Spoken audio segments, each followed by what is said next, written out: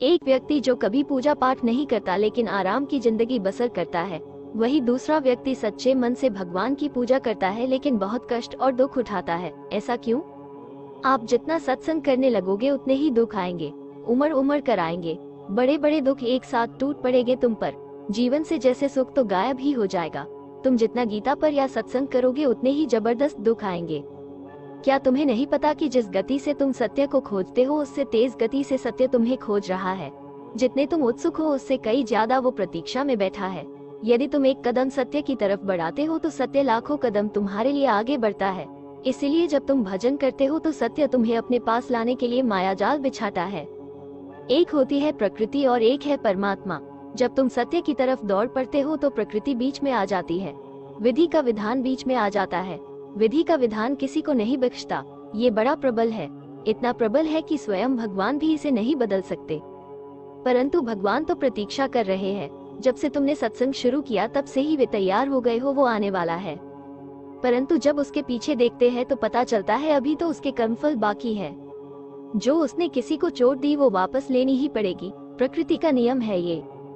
इसीलिए भगवान मायाजाल बिछाते हैं। वे उसे बड़ा सटीक बिछाते हैं जिससे तुम प्रकृति से जल्दी ही मुक्त हो जाओ। वे समस्त कर्मों के फलों को एक साथ एक ही जीवन में देना शुरू कर देते हैं ताकि तुम्हें अगला जन्म नहीं लेना पड़े। एक ही जन्म में वो सारे दुख देते हैं जो अगले जन्मों में मिलने थे। इसलिए दुखों का पहाड़ टूट पड़ता है। उधर से दुख देते हैं और इधर से तुम्हें सहन शक्ति देते हैं ताकि तुम उन्हें जल्दी ही पार कर लो। तुम जल्द ही पार करके उनके पास चले जाओ, वरना ये दुख तो तुम्हें अब के कई जन्मों में मिलते रहते और तुम यही भटकते रहते। पर अब उसने देख लिया और अब वह ध्यान रख रहा है तुम्हारा। तुम्हें दुख दे रहा है ताकि प्रकृति जल्द ही भेज दे तुम्हें। इसलिए तुम जितना सत्संग करोगे उतने जल्दी ही कर्मफल के दुख आएंगे और तुम इसी जीवन में भोग कर प्रकृति से परे चले जाओगे। सन 2005 के लगभग की बात है। एक स्वामी जी थे, बड़े गजब थे। एक दिन उनको किसी छोटे से कीड़े ने गले में बड़ी दिक्कत कर दी। उनके भक्तों ने अमेरिका से इलाज करवाने की सलाह दी। वे नहीं माने, कहने लगे जो होना है वो हो जाएगा। परंतु भक्त कहाँ मानते। स्वामी जी जबरदस्ती अमेरिका भेज दिया। उन्होंने बहुत मना किया पर भक्त एक न माने। ऑपरेशन शुरू हुआ। कई प्रयास के बाद डॉक्टर ने वो कीड़ा निकाल दिया। स्वामी जी डॉक्टर को कहा कि वो कीड़ा दिखा दो मुझे। डॉक्टर ने दिखा दिया। अब स्वामी जी कहने लगे कि अब इस कीड़े को वही डाल दो जहाँ पर ये पहले था, मेरे गले में। डॉक्टर बड़े हैरान हुए, ये क्या कहते हो, मरना चाहते हो? स्वामी जी बड़े मुस्कुराए और कहा कि इससे पिछले कुछ जन्मों के कर्म जुड़े हुए हैं। ये उसी कर्म का फल देने आया है। यदि आप इसे निकाल दोगे तो मेरा कर्म फल बीच में ही रुक जाएगा। फिर अगला जन्म लेना पड़ेगा और इसे भुगतना पड़ेगा। और अब इतनी प्रतीक्षा नहीं होती मोक्ष के लिए। परमात्मा प्रतीक्षा कर रहे हैं। यदि एक जन्म और लिया तो वे मेरे लिए व्याकुल हो जाएंगे। इसलिए इस कीड़े को वापस डालो ताकि मैं अपने कर्मों से जल्द ही मुक्त हो जाऊं। डॉक्टर ने नतमस्तक होकर वो कीड़ा वापस डाल दिया और कुछ दिन बाद स्वामी जी की मौत हो गई। वे मुक्त हो गए, सत्य से मिल गए।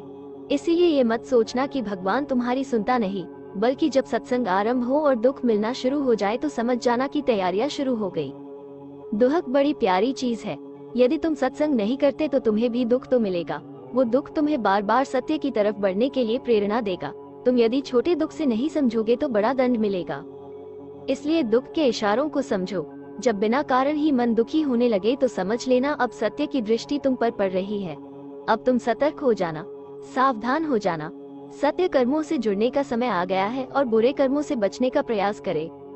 व्यक्ति जो कभी पूजा पाठ नहीं करता है फिर भी आराम और सुखमय जीवन व्यतीत करता है।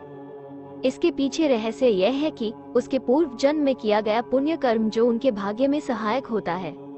और जिस दिन पुण्य कर्म समाप्त हो जाती है और पाप कर्म की शुरुआत होती है, उसी दिन से उसका विनाश भी शुरू हो जाता है। अर्थात जब तक उसके पुण्य कर्मों को भोगने के दिन थे भगवान ने उसे वो भोग विलास दिया और जैसे ही उसके पुण्य कर्मों की समाप्ति होती है उसका दुर्भाग्य शुरू हो जाता है। उसके द्वारा किए गए पापों का दंड भी उसे भोगना पड़ता है। इसी प्रकार भगवान न्याय करते हैं। किसी भी व्यक्ति को उसके अधिकारों से वंचित नहीं किया जा सकता है।